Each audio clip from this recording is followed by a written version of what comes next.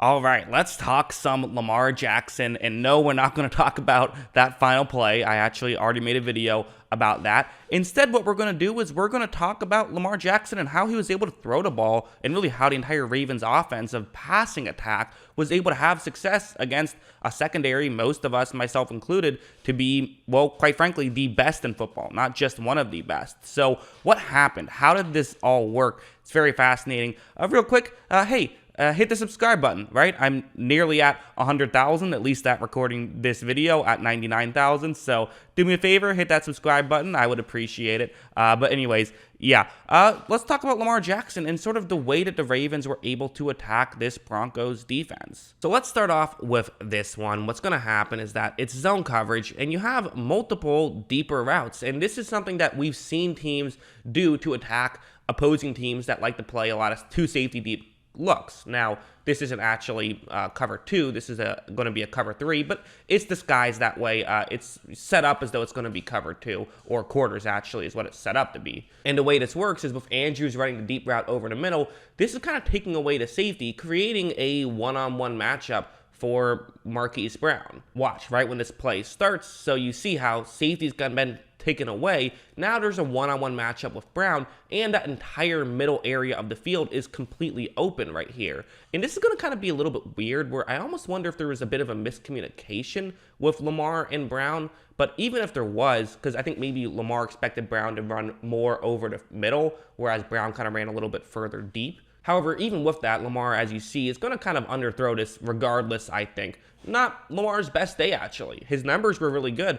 He's had much better days passing the ball. They just, they weren't as open, which, again, to me is promising for Lamar Jackson and for the Baltimore Ravens, that he was missing throws out there, and they still torched one of the best secondaries in football. Like something like this, one way that, in hindsight, I probably should have, I picked the Ravens to win this game, but I probably should have picked them by a lot more thinking back on it, because, oh yeah, Greg Roman, for all his faults, he's incredible at scheming up against zone coverage. I think his real issues have been against man coverage. He's kind of struggled to figure that out, especially when the Ravens didn't have a lot of guys who could beat man coverage last year. But against zone, he's fantastic. And what you're going to see is that it's just a play action with a receiver running over the middle. It's nothing too fancy, but this stuff works, so run it as much as you can. Watch, Lamar takes the snap, and you're going to notice that there definitely is a gap in between those two Denver players that Lamar can make this throw to. He's successfully gotten players out of position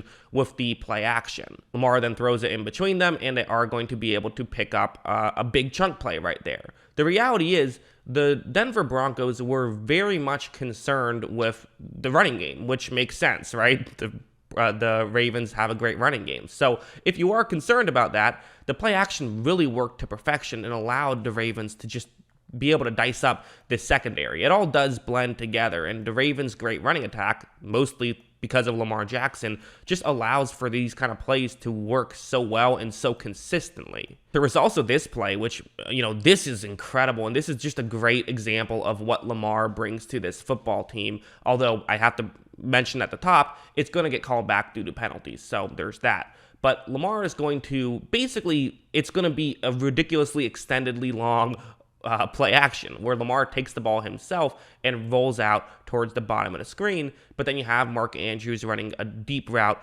over the middle. And watch how when Lamar takes the snap, everyone is convinced this is a rushing play. I mean, look at how open Andrews gets here. This is a running play. I mean, it's set up like a running play, but great. Now you have Lamar who can throw the ball to a wide open player who's going to be standing in the end zone with nobody 20 yards around him. As you see, he makes that throw. That's something I love to see and expect to see more of from the Ravens is, hey, you can basically run these play actions that you don't have to actually throw the ball or even give up that you're going to throw the ball until like 3 seconds in. That's insane. That helps you so much. I could also see them start doing stuff like you have a receiver just run a go route on these types of plays regardless, because now you have to respect that if you're Denver and you're taking players out of the way, or if they don't respect it, then you can still throw over the top. I said if you're Denver, I mean if you're the defense playing Baltimore, of course. And we also had one like this, where one thing I thought of as well is that as good as this Denver defense is, kind of one of the areas they lack is speed. So it does kind of make some sense, actually, that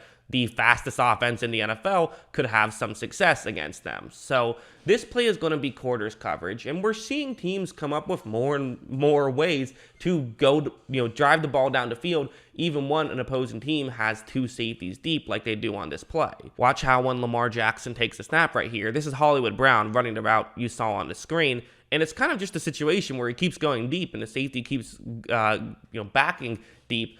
Part of what people, I think, underrate with Lamar Jackson is the guy has a cannon of an arm. I mean, his arm strength is absurd. He's standing on his own 42-yard line right here. Because of this kind of stuff, I think safeties will be a little bit more passive. They know, like, okay, there's only so much room you have to run, but the reality is Lamar has a big arm. Watch this ball travel. I mean, 60 yards. It traveled 60 yards down the field, and Hollywood Brown can just outrun everybody and make the catch. Absolutely insane. What a job by Lamar Jackson on that throw.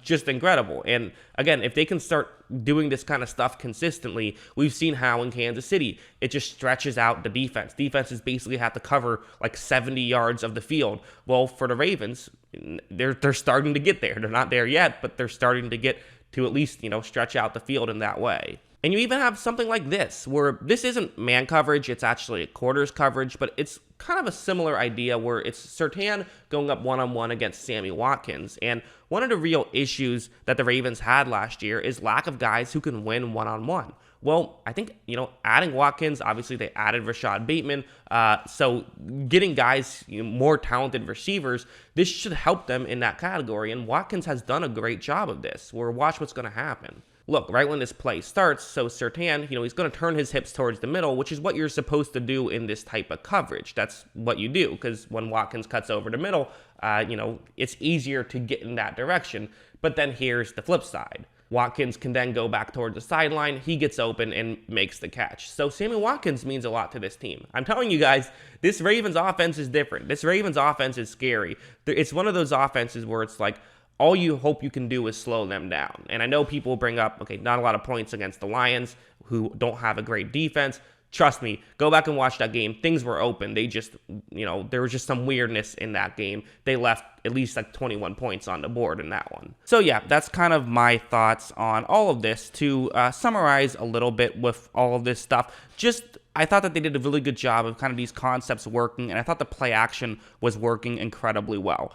Without a doubt, even these past couple of weeks where maybe the running game hasn't been as explosive as we've seen it in the past, it's setting stuff up. And typically when you see a big passing day with the Ravens, it's in part because of their running game being so effective. And listen, that's football, right? It all works together. It all blends together. So that's not a negative. That's definitely a positive. This team is looking really good. I think their offense is legit. I really do think that this is an incredible offense, and it's largely due to the fact that, hey, they have receivers now who can catch. That helps, or at least can get open, because Marquise Brown's been a bit up and down. But he's honestly, again, he was in a tough situation last year, being the only guy. Making him one of several guys makes his job easier. At least that's what I think. What do you guys think? Let me know in the comments below. Always love hearing from you. And of course, as always, thanks for watching.